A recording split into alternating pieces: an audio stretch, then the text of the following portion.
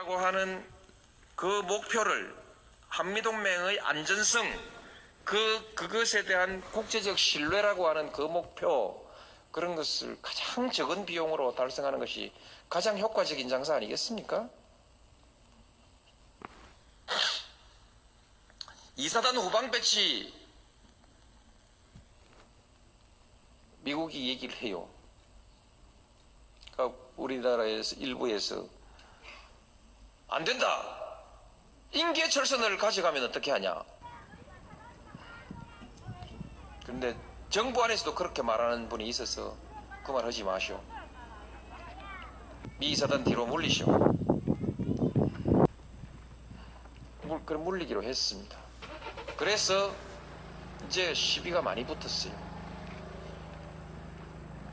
한쪽에서는 안보가 불안하다는 것이고, 미사단 물리고 나면은 이제 북한이 밀고 내려오면은 어떻게 할 거냐 이거죠.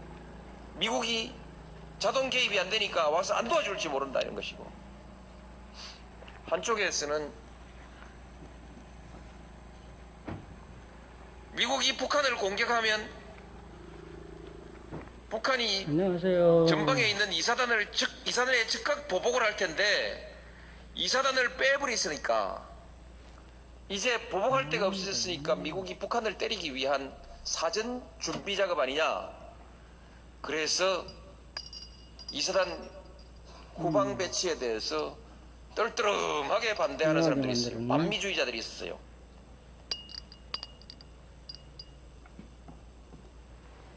근데 옮겨야죠. 여기에 원칙이 들어가는 것입니다. 한국군이 방위력이 얼마만큼 크냐, 정직하게 하자. 언제 역전된 걸로 생각하십니까, 여러분? 대개 70년대 후반, 80년대 초반 때 실질적으로 역전된 것으로 보지 않습니까? 이제는 뭐 국방력이고 뭐 경제력 때문에 그게 뭐 85년이라고 한번 잡아봅시다. 85년에 역전됐으면 지금 20년이 지났습니다.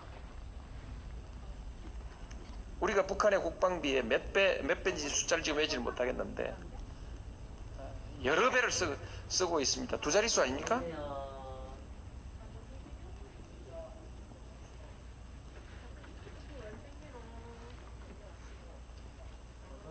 열 배도 훨씬 넘네요. 10배도 훨씬 넘는데 이게 한 해 두 해도 아니고 근 20년간 이런 그 차이가 있는 국방비를 쓰고 있는데, 그래도 지금까지 한국의 국방력이 북한보다 약하다면 70년대는 어떻게 견디어 왔으며 그 많은 돈을 우리 군인들이 다 떡사 먹었느냐. 이게 옛날에 국방장관들 나와가지고 떠들어 샀는데 그 사람들한테 직무유기한 거 아니에요. 그 많은 돈을 쓰고도 아직까지 북한보다 약하다면 직무유기한 거죠.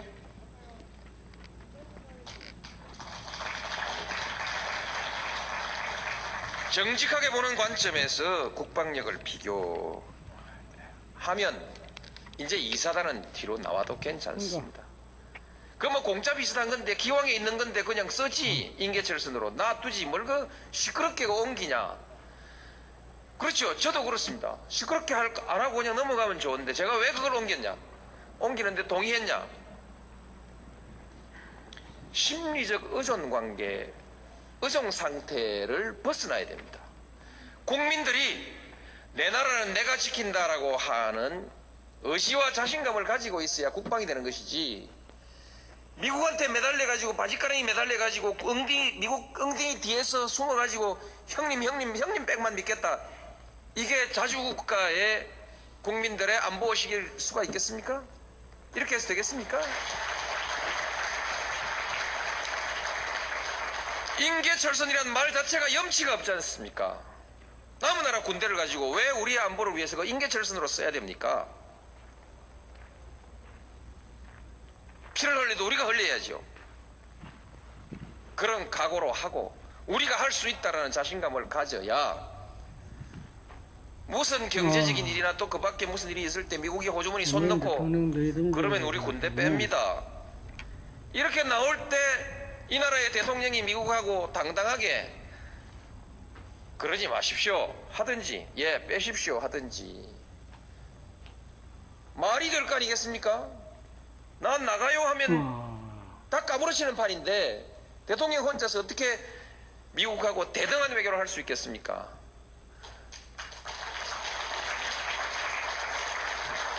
완전하게 대등한 외교는 할 수 없습니다. 미국은 초강대국입니다. 그런 헛소리 나면 안 되고 미국의 힘에 상응하는 미국의 세계적 영향력에 상응하는 대우를 해줘야 됩니다.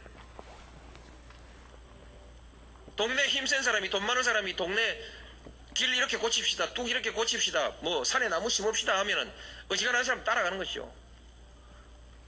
미국이 주도하는 질서 그것을 거역할 수는 없습니다. 그러나 최소한 자주국가 독립국가로서의 체면은 유지해야 될 거 아니겠습니까? 때때로 한 번씩 배짱이라도 내볼 수 있어야 될 거 아닙니까? 이 마찬가지입니다. 우리가 작전 통제 하나 할 만한 실력이 없냐? 대한민국 군대들 지금까지 뭐 했노 이게? 나도 군대 갔다 왔고 예비군 훈련까지 다 받았는데 심심하면 사람한테 세금 내라 하고 불러다가 뺑뺑이 돌리고 훈련시키고 했는데 그 위에 사람들은 뭐 했어? 작전 통제권 자기들 나라 자기 군대 작전 통제도 한 게 제대로 할 수 없는 군대를 만들어 놔놓고 나 국방장관이요 나 참모총장이요 그렇게 별들 달고 그드럭거리고 말았다는 얘기입니까? 그래서 작동권 회수하면 안 된다고 줄줄이 모여가가지고 성명 내고 자기들의 직무유기 아닙니까?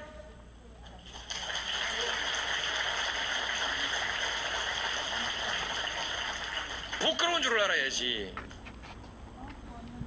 이렇게 수치스러운 일들 하고 작동권 돌려받으면 우리 한국군들 잘해요. 경제도 잘하고 문화도 잘하고 영화도 잘하고 한국 사람들이 외국 나가보니까 못하는 게 없는데 전화기도 잘 만들고 차도 잘 만들고 배도 잘 만들고 못하는 게 없는데 왜 작전 통제권만 왜 못한다는 얘기입니까?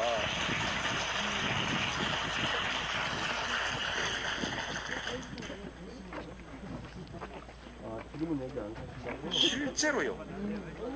남북 간에도 외교가 있고 한국과 중국 사이에도 외교가 있는데 북한의 유사시라는 건 뭐 있을 수도 없지만 전쟁도 유사시도 있을 수가 없지만 그러나 전쟁과 유사시를 항상 우리는 전제하고 준비하고 있는데 중국도 그렇게 준비하지 않겠습니까?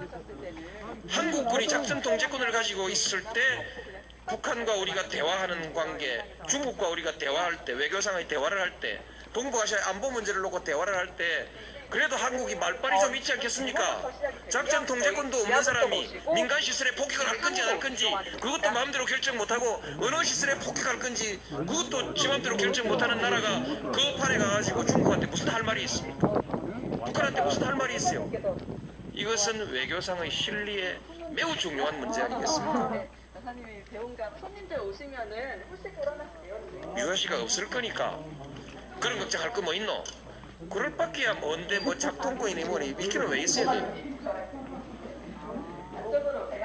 여기까지 몰라서 딴소리 하는 건지 알고도 딴소리 하는 건지 모르지만 나는 그분들이 외교 안보의 기본 원칙 기본 원리조차도 모른다고 생각지는 않습니다. 맹세기 국방부 장관을 지낸 사람들이 북한 문제, 북한의 유사시에 한중 간에 긴밀한 관계가 생긴다는 사실을 모를 리 있겠습니까?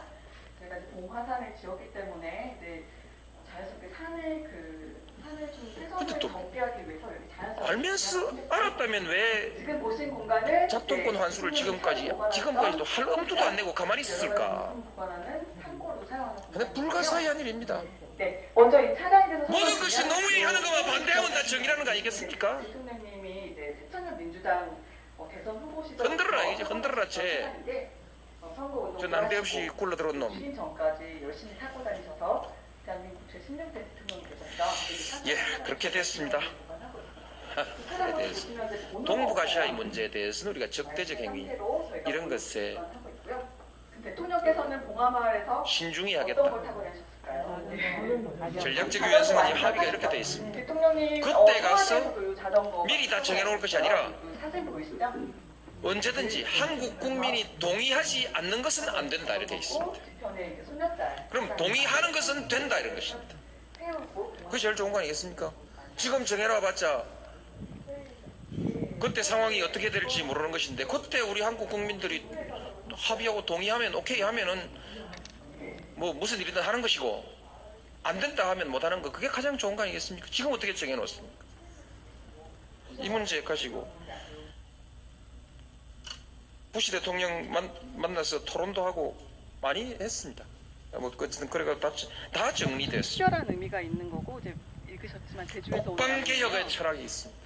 국방개혁 노태우 대통령 때부터 거론되고 과거 국가 권력의 김영삼 대통령 때도 들먹거리고 해야지 국민의 정부에서도 계획까지 짰다가 무산되고 있는 국방개혁. 그래서 주목한 사건이 제주 4.3 사건입니다. 이제 겨우 법이 통과됐어. 대통령께서 이제 그 후보 시절 시시해 놓으니까요. 안 만들어와요.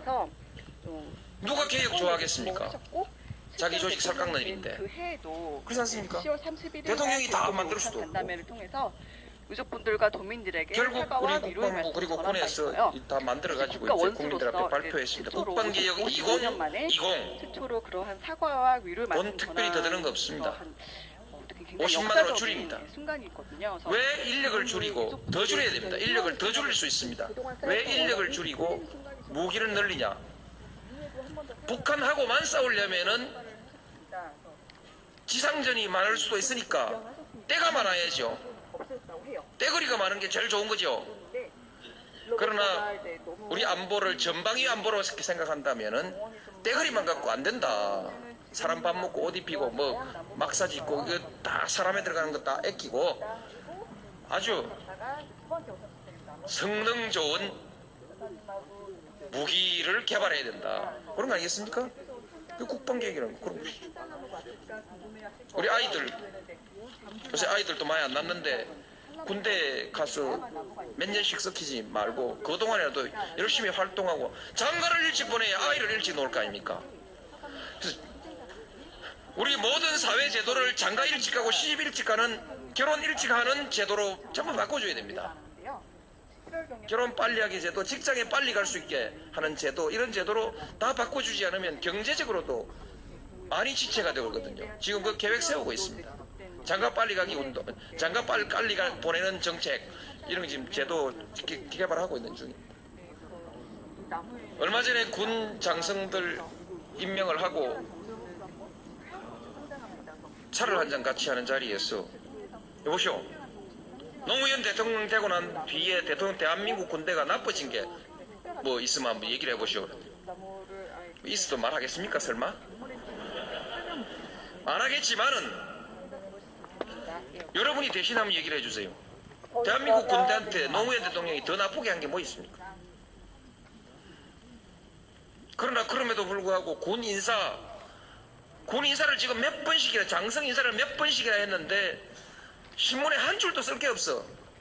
요새 신문 기자들 힘들어요. 이제 쓸 거 없었어. 그렇지 않습니까? 비행기를 1조 4천억 원짜리 그 공중 조기경보 통제기인가 그거를 사는데 상대방 계약 당사자를 채택을 했습니다. 1조 4천억짜리 그 방산 계약을 지금 했는데도 부펜이 뭐 무슨 뒷거래니 뭐니 자범들이 한마디도 없지 않습니까? 어때요?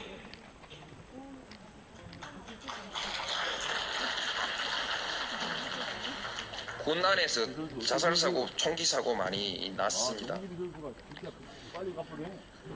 앞으로 고쳐가야겠죠. 아주 노력해서 빨리 고치겠습니다. 문화라는 것은 하루 이틀에 고쳐지는 것이 아니죠. 그 다음에 나머지 여러 가지들이 있는데 여러분 말씀 들어 보시건대 그렇습니다. 노무현이가 잘한다 못한다 말 많고 이거는 왜 이랬냐 저건 왜 저랬냐 그것 다 시어머니가 앉아서 며느리 밥상 차려오는데 잔소리 하려면 어디 뭐 잔소리 할 거리가 없겠어요. 그만 대강 봤어. 그렇게 멍청한 것 같지는 않죠?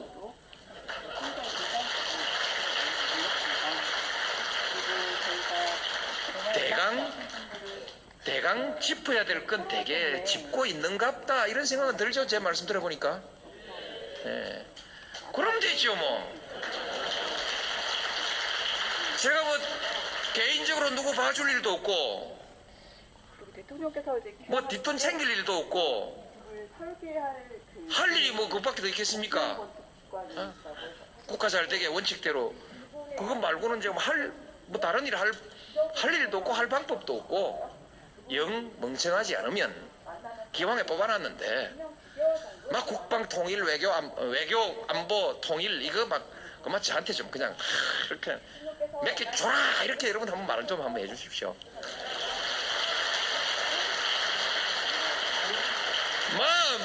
몇 개나 하라고 내 전에 만나봤는데 그 영 바보 아니더라. 그 되게 들어봤는데 다 앞뒤 챙길 건 재고 챙길 건 다 챙기는 것 같더라. 좀 몇 개나 하라 이렇게 부탁합니다. 되어 있고 그 한옥 구조가 사실 좋긴 한데 불편한 점이 조금 있잖아요. 저희가 신발을 꼭 신어야 됩니다. 그래서 귀향하신 만큼 좀 시간적으로 또 자연과 호흡하면서 여유의 마음의 여유를 가지고 살라는 그런 생각으로 지으셨다고 해요. 그 예를 들어서 대통령께서 좋아하시는 라면을 드시고 싶으실 때도 신발을 신고 나오셔가지고 주방에 가셔서 소주 끓이시고 뭐 그러한 구조로 되어 있다고 생각하시면 될 것 같아요. 사실 한옥 구조라고 생각하시면 저희가 기아집은 사실 지붕이 높잖아요. 근데 대통령께서는 또 봉화 그 산이 기운이 혹시 지붕 때문에 누리면 안 된다라는 생각하시면서 지붕도 평평하게 지으라고 하셨습니다. 그래서 지붕 보시면 이제 한옥이지만 좀 평평한 구조로 되어 있어서 사실 마을에서 이 집을 찾기가 쉽지가 않아요. 평평한 지붕 때문에 좀 산속에 숨어있는 느낌이 들죠. 지붕 낮은 집, 그리고 구렁 타는 집이라고도 불리는 곳입니다. 그리고 이 마을에 대해서 잠시 설명을 드리면 보고 계시는 산이 봉화산이에요. 저희 이 집을 방문해 주신 분 중에 대통령께서 가장 좋아하시는 공간이 바로 이 서양체였어요. 이 서양체는 손님들을 마주하시고 보좌진들, 가족분들 다 같이 식사하시던 그런 공간인데요. 제가 이제 장소 이동하시면서 설명을 드리게 대통령께서 모든 집에 대해서 이제 좀 고민하시고 또 설계하신 부분이 있기 때문에 좀 구조적인 그런 부분도 설명을 드릴게요. 그래서 보시면 이 공간에서는 창문이 좀 중요한 그러한 포인트예요. 되게 확 트인 느낌이 드시죠? 그래서 이 방안에 그 공간에서는 그 창을 통해서 봉화마을을 좀 느끼실 수 있는 그러한 부분이 있는데요. 정면에 보시는 그 긴 창문 같은 경우는 앞서 설명드린 봉화산이 잘 보이게끔 또 서자바위가 잘 보이게끔 세로를 이렇게 길게 창을 냈고요. 이 창은 사실 그 통창이 아니고 지금 내폭으로 되어 있죠. 병풍 느낌이 납니다. 그래서 원래는 이 한 폭의 그 바깥에 소나무 보이실까요? 하나씩 들어오게끔 원래 설계가 되었었어요. 정면에서 보시면요. 근데 지금 13년 뭐 이렇게 지나니까 살짝 풀어진 상태예요. 그래서 그래서 원래는 그렇게 그 그림이라든지 액자 없이도 충분히 이 안쪽에서 바깥의 자연을 즐길 수 있는 그런 개념이 또 있더라고요. 사경이라고 해서 밀리차자의 경치 경자 써가지고 바깥의 경치를 안쪽으로 이렇게 들여오는 그런 느낌이 들도록 설계가 되었습니다. 그리고 천정도 보시면 이렇게 살짝 기울어져 있어요. 이쪽이 동쪽이거든요. 동고 서저의 그 천정을 통해서 시선을 좀 더 잘 보이게끔 설계가 되었습니다. 네, 대통령께서 좋아하시는 자리는 여기 네 번째 자리입니다. 여기가 남쪽이 있죠. 여기가 남쪽인데 남쪽 네 번째 자리에서 동쪽에 있는 첫 번째 소나무를 보시는 걸 즐겨하셨습니다. 저기 끝에 있는 소나무를 좋아하셨고, 그래서 손님이 오시면 이제 누구든지 자기 고향에 대한 자부심이 있잖아요. 봉화마을 자랑을 끊임없이 하셨다고 해요. 그래서 여기 내어드리고 맞은편에 앉으셔가지고 이렇게 자랑을 하셨다고 해요. 그리고 앞서 설명드린 이 뱀산에 같은 경우도 이렇게 잘 보이게끔 가로로 긴 창을 내었죠. 그래서 이 장소에서 여기 앉아가지고 이렇게 잘 보이게끔 설계되었습니다. 그리고 대통령님 하신 딱 떠올리면 이 문구 떠올리죠. 사람 사는 산. 이 글씨는 잘 아시는 분 계시죠? 신용복 교수님 글씨예요. 그래서 저희가 처음처럼 그 소주 아시죠? 그 쓰시는 분이 신용복 교수님이신데 대통령님하고는 부산상도 선배님이세요. 그래가지고 이 이 글씨를 선물을 주셨고 이 작품이 오리지널 작품입니다. 시중에 또 비슷한 그 작품이 있다고 하는데요. 이게 오리지널 작품이라는 거. 그리고 혹시 뉴욕에 다녀오셨을까요? 뉴욕의 그 깨어있는 민주주의 체험을 모르는 깨어있는 시민의 조직된 힘입니다. 그 글씨도 이제 실버 교수님의 글씨예요. 예. 하나 더 있습니다. 이제 좀 이따가 하나 더 보실 거예요. 예. 그리고 이 공간에서 가장 추상적이면서 가장 많은 분들이 좋아하시는 작품이 하나 있습니다. 혹시 아실까요? 사람 사는 세상과 같이 세트로 있는 이 그림인데요. 요 그림. 누가 그렸을까요? 이거는 손자가 그렸다고 해요. 손자가 이 집을 놀러 온 손자가 할아버지 몰래 이렇게 그렸는데 이거를 발견한 보좌진들은 굉장히 놀랐다고 해요. 이거 대통령 보시기 전에 빨리 지워야 된다, 뭐 어떻게 된다 이런 생각했는데 대통령께서는 보시고 막상 너무 좋아하셨다고 합니다. 왜냐면 사람 사는 세상 밑에 이렇게 딱 그려 있으니까 이거 딱 걸맞는 작품이라고 하셔서 좋아하셨고 사실 이 그림을 저희가 한 번 더 고민했어요. 지워야 되나 언제 고민했냐면 2018년도에 시민분들에게 개방하기 전에 여사님께 한번 여쭤보셨는데 여사님도 네, 너무 좋다고 얘기 들어가셨습니다. 사실 근데 생각해보면 이런 작품 같은 경우는 저희가 유서품을 갖다 놓는다든지 아니면 뭐 집을 수리한다든지 할 때 쉽게 옮기고 이렇게 보수가 가능한 부분이 있는데 이 그림 같은 경우는 재현도 안 되고 복제도 안 되고요.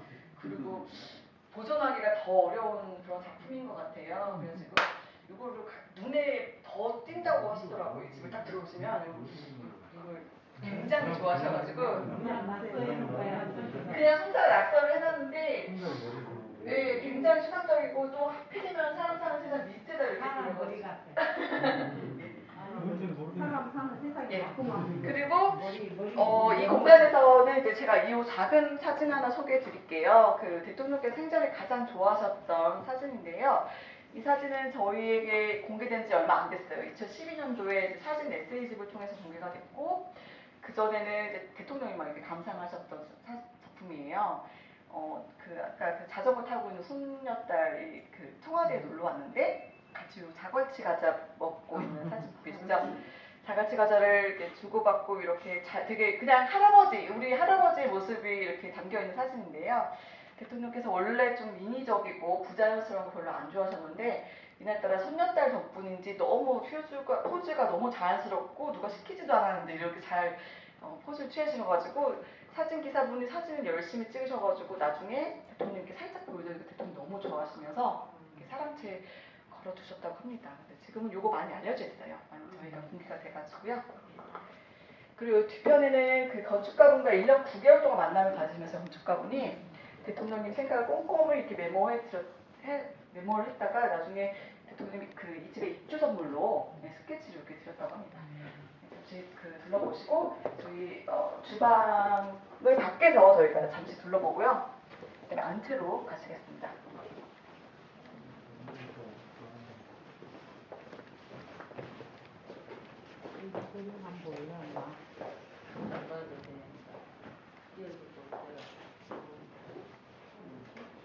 네, 여기는 주방이에요. 생각보다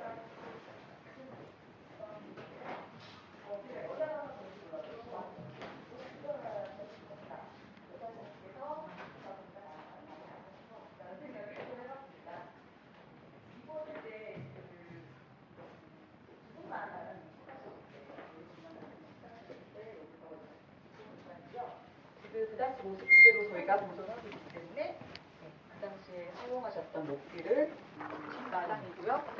지금 조금 가을이어서 꽃이 없네요. 원래 봄에는 이 공간이 자리함과 모란이 예쁜 공간이고요. 지금 서울에서 오신 분 계시면은 그 상덕동이라든지 경북 가면 이런 돌 계단 보실 수 있는데요. 화계라고 합니다. 그 꽃 화자에 계단 get져서가지고 화계라고 하는데 앞에 보고 계시는 봉화산과 집의 산세가 자연스럽게 이어지도록 가파른 공간을 좀 이렇게 계단을 통해서 구성했고 원래는 다양한 꽃들이 있어가지고 좀 계절 변화 느낄 수 있는 그런 공간입니다. 여사님께서 계시고 그러셨답니다.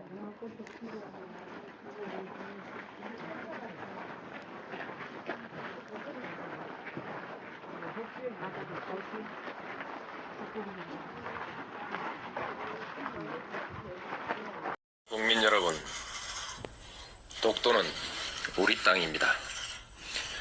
그냥 우리 땅이 아니라 40년 동안의 역사가 뚜렷하게 새겨져 있는 역사의 땅입니다.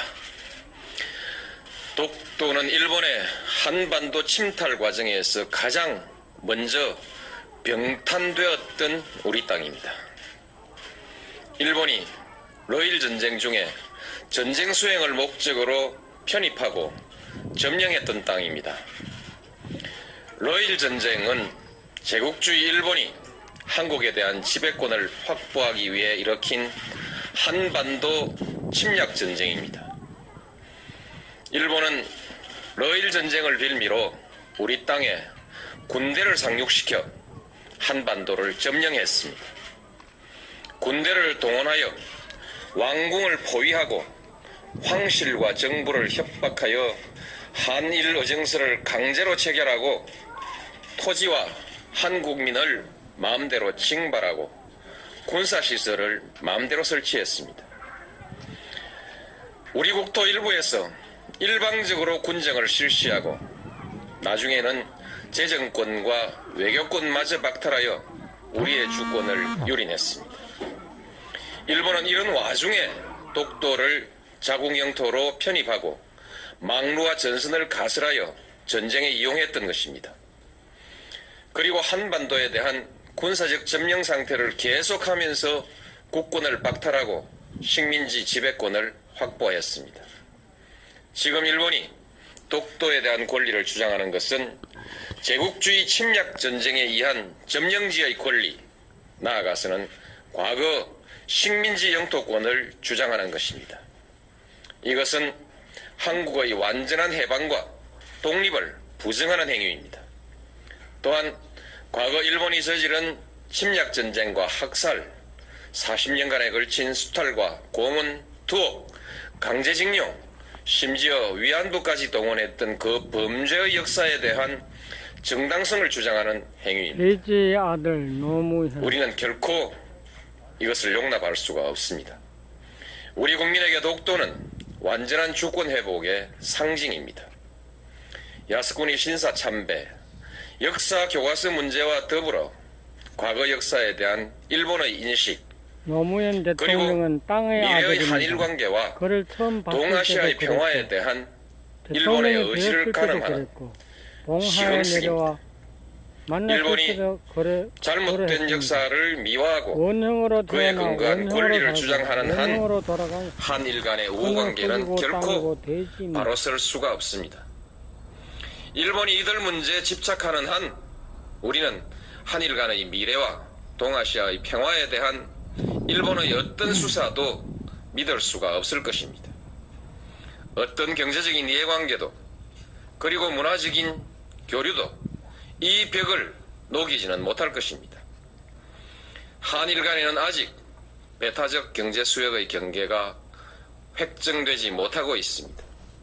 이는 일본이 독도를 자기 영토라고 주장하고 그 위에서 독도 기점까지 고집하고 있기 때문입니다. 동해 해저 지명 문제는 배타적 경제 수역 문제와 연관되어 있습니다.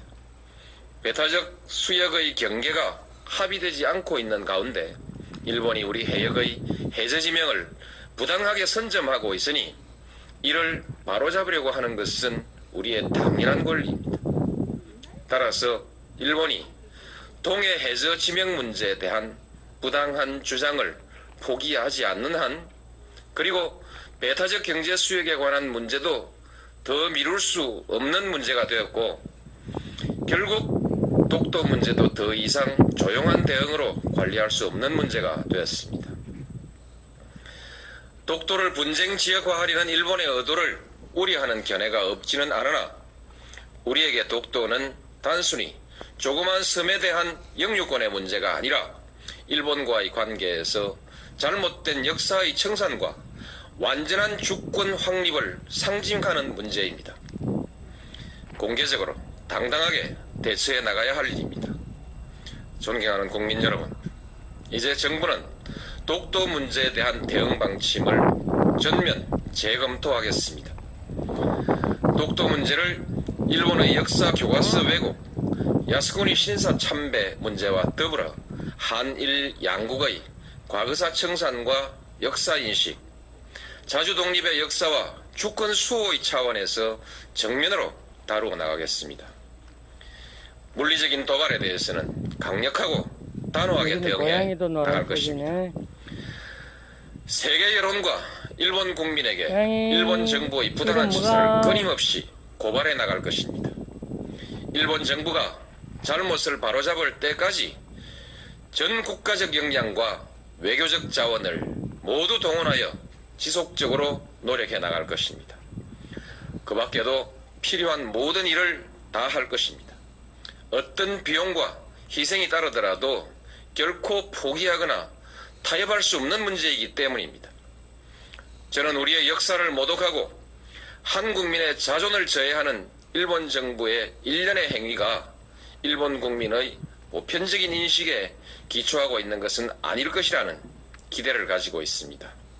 한일 간의 우호관계, 나아가서는 동아시아의 평화를 위태롭게 하는 행위가 결코 옳은 일도 그리고 일본에게 이로운 일도 아니라는 사실을 일본 국민들도 잘 알고 있을 것이기 때문입니다.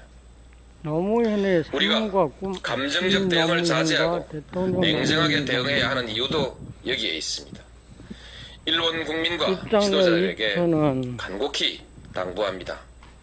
우리는 더 이상 새로운 사과를 요구하지 않습니다. 이미 누차 행한 사과에 부합하는 행동을 요구할 뿐입니다. 잘못된 역사를 미화하거나 정당화하는 행위로 한국의 주권과 국민적 자존심을 모욕하는 행위를 중지해 달라는 것입니다.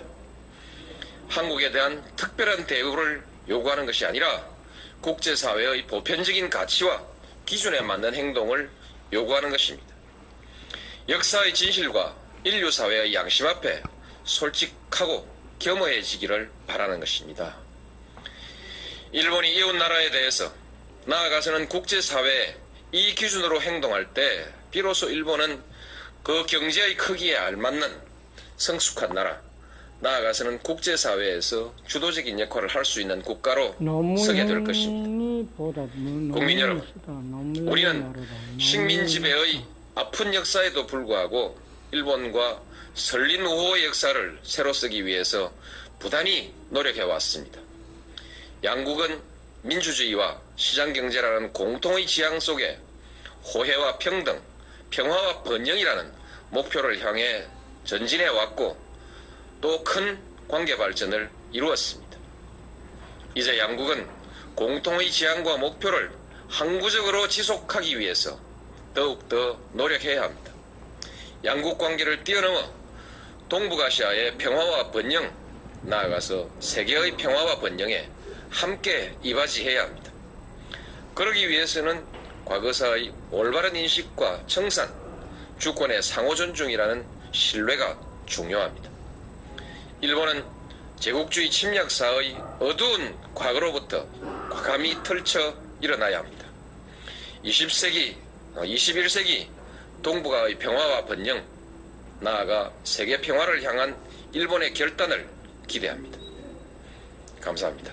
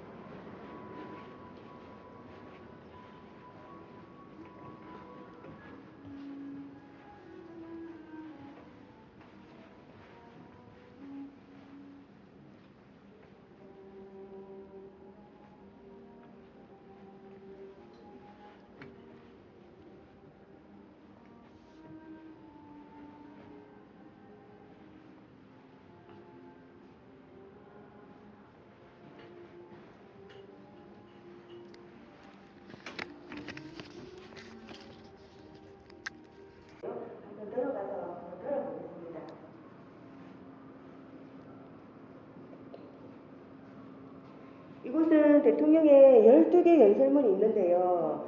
랜덤으로 들을 수가 있어요. 여기 앉아서 아무거나 한번 버튼을 눌러보시면은 들을 수가 있습니다. 키워드가 있어요. 이거 보시고 듣고 싶은 거 있으면 누르셔도 되고. 예. 여러분들 제가 딱 봐도 정면에 요렇게 야 기분 좋다.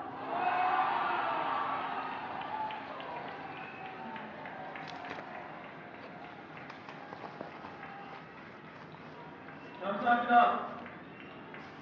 근데 이제 걱정입니다. 여러분 멀리서 오셨죠? 오늘 저녁은 어디서 드실 겁니까?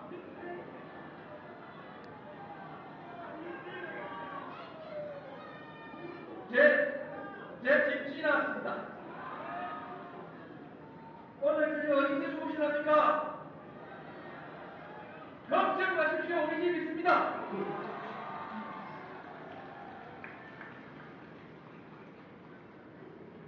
근데 말로 하니까 큰일이지. 자 이제 우리 집에 가야 되는데 못 들어간대요.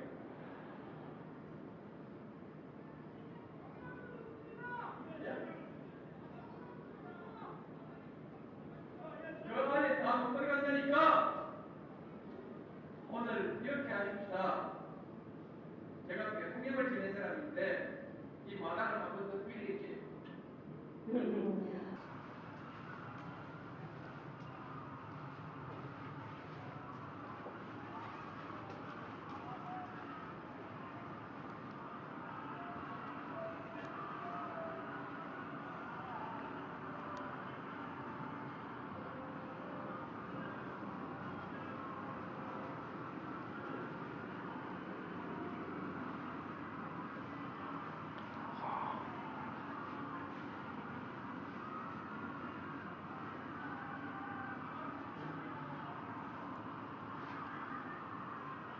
육전시실 안으로 이동해 보겠습니다.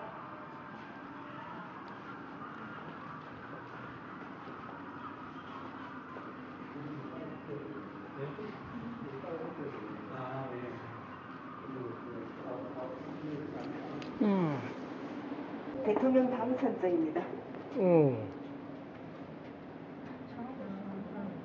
창의를 있었네. 네, 이곳은 참여정부 당시에 언론 환경을 다룬 일본의 정도가 이 유물은 남북 정상회담 때 대통령께서 권장수 여사님과 남북 경계선을 넘는 장면이고요. 그때 신었던 신발입니다. 보통 다른 그 이전의 정권들은 비행기를 타고 넘어갔었는데 노무현 대통령 이제 그냥 군사 경계선을 그냥 발로 걸어가셨죠. 우리도 그런 날이 있었으면 좋겠다 하는 생각, 개인적인 생각입니다. 우측으로 돌아보시면 이지원이라고 있는데요. 이지원은 참여정부의 온라인 국정 운영 시스템인데 보통은 서면으로 다들 결제를 하시는데 노무현 대통령께서 우리가 전자책입니다. 참여정부 63년 내로의 정책과 성과들 많은 일들을 전자책으로 만들어서 여기에 전시해 놓았습니다. 나중에 시간 날 때 앉아서 공부하시면 됩니다. 그리고 여기는 삼선대인데요. 이 참여정부 인사들 영상 인터넷으로 같이 한번 크게 외쳐볼게요. 하나, 둘, 셋. 대통령님 나와주세요. 나와주세요. 큰 사람이라고 제가 지난번에 큰 사람이라고 말했습니다. 크다는 것 자체가 그건 앞시에 좋은 뜻을 갖고 있어서 어쨌든 큰 사람이든 착한 사람이든 했는데 우리가 옛날 우리 그 위인전이나 이런 그 영웅전에 보면은 사람을 많이 죽인 사람이 이름이 올라와 있어요. 사람을 많이 죽인 사람. 나폴레옹 같은 사람이 대표적이죠. 징기스칸도 가끔 올라와 있고요. 소수의 사람들이 누리던 권리를 보다 폭넓게 확대시킨 사람들이 그 훌륭한 사람들이죠. 역사에 대해서, 역사의 진보를 이룬 사람들이죠. 얘기하면 그 어릴 때 얘기가 같습니다만 어떤 착한 사람이라는 것은 그걸 좀 크게 공존의 지혜를 가지고 있는 사람. 그런 것인데 아이들이 어쨌든 높은 사람 되는 것은 경쟁이 너무 심하고 착한 사람 되는 것은 경쟁이 없으니까 착한 사람부터 먼저 되고 그런데 지금까지는 착한 사람이 성공하지 못한다는 우리 착한 사람이 성공하지 못한다는 역사를 가지고 살아왔습니다. 앞으로는 이제는 나쁜 사람은 성공 못하고 착한 사람만 성공한다는 역사를 우리가 만들어 가야 하는 것입니다. 우리한테 주어져 있는 역사의 과제라는 것입니다. 전장에 보시면은 노무현 선수 벼랑예비가 있는데요. 여기에 핸드폰 놓고 셀카를 찍으시면은 완전 사진이 나오네요. 예쁘게 나오고 한번 찍어보시면 좋을 것 같습니다. 핸드폰을 바닥에 놓으시고요.